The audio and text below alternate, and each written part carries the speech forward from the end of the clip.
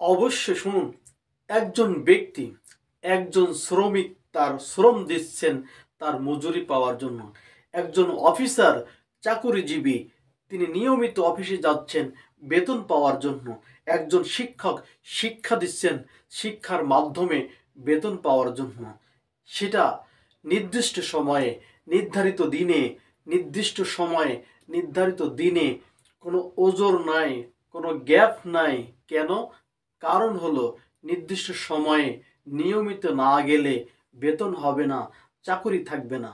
তাই সে নিয়মিত নির্দিষ্ট সময়ে নিয়ম মেনে চলে।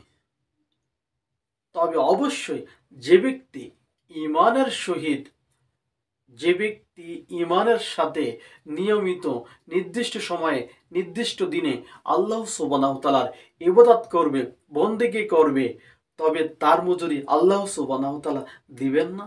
অবশ্যই অবশ্যই আল্লাহ সুবহানাহু ওয়া তাআলা এই ঈমানদারদের অবশ্যই মজুরি দিবেন, অবশ্যই বড় প্রতিদান দিবেন।